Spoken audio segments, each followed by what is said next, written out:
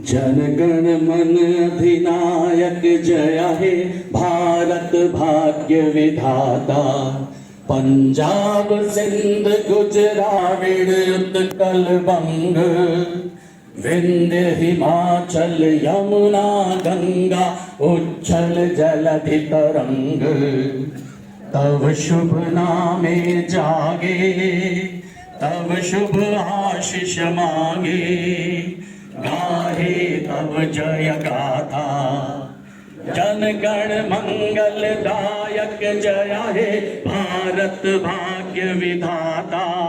जय हे जय हे जय हे जय जय जय जय हे।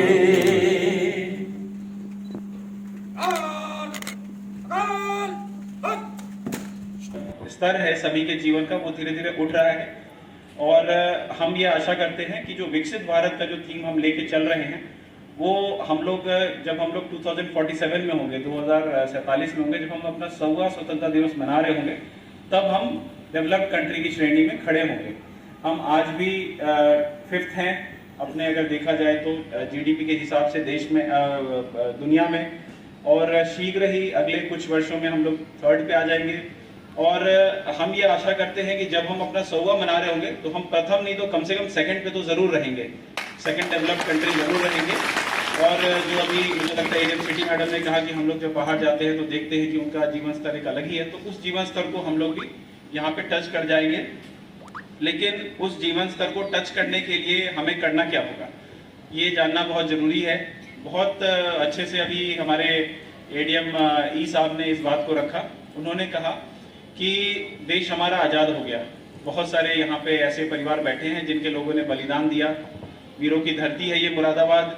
जब 1857 की क्रांति हुई, उस समय भी इस क्षेत्र ने, मुझे लगता है कि चिंगारी का काम किया था, मतलब पार्टिसिपेशन नहीं, उसमें भाग नहीं लिया था। एक तरीके से जो स्टार्टिंग जो चिंगारी का काम होता है वो इस क्षेत्र ने किया था, मेरठ मुरादाबाद इस क्षेत्र ने किया था। तो वीरों की धरती है ये, और उन लोगों के प्रयास से ही हमारा देश आज़ाद हुआ। अब लेकिन ज़रूरत यह है कि हम लोग जब अपने कार्यालयों में काम करें तो हम लोग इस बात को सोचें कि कैसे हम अपने देश को विकसित राष्ट्र बना सकते हैं 2047 तक। और इसको, अगर आपको डाउट हो कि आपको कैसे काम करना चाहिए इस चीज़ को अमल में लाने के लिए, तो 2 चीज़ें मैं हमेशा कहता हूँ, हमेशा याद रखना चाहिए। एक है गांधी जी का तलिस्मन।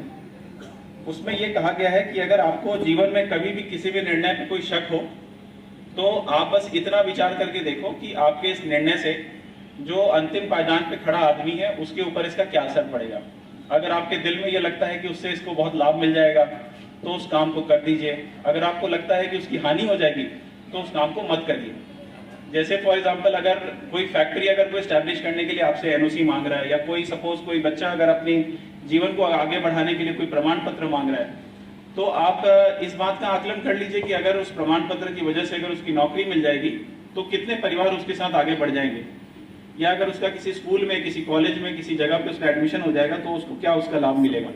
इन सब चीज़ों पे आप अगर विचार करके देखेंगे तो हर एक फाइल पे जो आप निर्णय लेते हैं, और जो कभी कभी हम लोग ये एक भय रहता है हमारे मन में, तो वो सब आपकी शंकाएं 2 मिनट में दूर हो जाएगी। इसी बात को दीनदयाल उपाध्याय जी ने भी अपने अंत्योदय के सपने में कहा था कि अंतिम पायदान पे खड़ा व्यक्ति का जब उदय होगा तब हमारे राष्ट्र का उदय होगा। और इसी सपने के साथ हमें आगे बढ़ना है और 2047 तक अपने देश को हमें विकसित राष्ट्र में, हमें यह आज़ादी मिली है।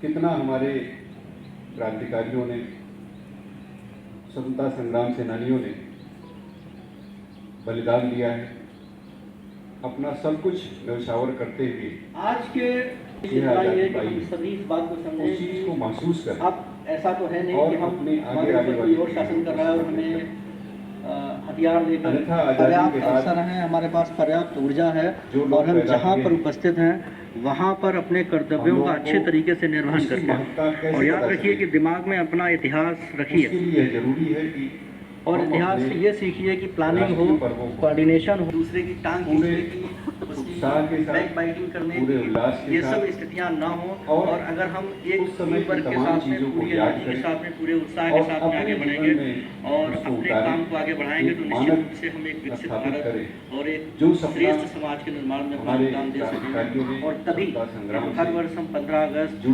जितने भी राष्ट्रीय पर्व मनाते हैं उनका वास्तविक उद्देश्य पूरा होगा। बहुत बहुत धन्यवाद। देखा था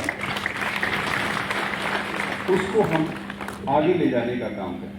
एडीएम न्यायिक होने का मतलब ये नहीं है कि जो लोगों के साथ अन्याय किया जाए। एडीएम न्यायिक को हमने आज तक सुना नहीं। सर आप अनुरोध आपको सब सुनना चाहते हैं, आप कृपया 2 शब्द जैसे हरियाणा स्वतंत्रता दिवस से संबंध है और हमको आगे कैसे काम करना है इस संबंध में बताएं। आप जोरदार तालियां बजा दीजिए, आपकी बात करी। आप सभी को 78वें स्वाधीनता दिवस की बहुत बधाई, बहुत शुभकामनाएं।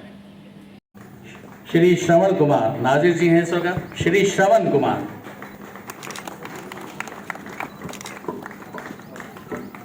श्री रामराज सिंह सियारे साहब हैं इसका, श्री रामराज सिंह। यार बहुत हल्की, बहुत क्या बात, कुछ खा के नहीं आया क्या? मैं खिल अतुल अग्रवाल, मेरे फेवरेट है सर ये। आइए श्री अतुल सिंह नेगी के लिए। श्रीमती गायत्री नबियाल।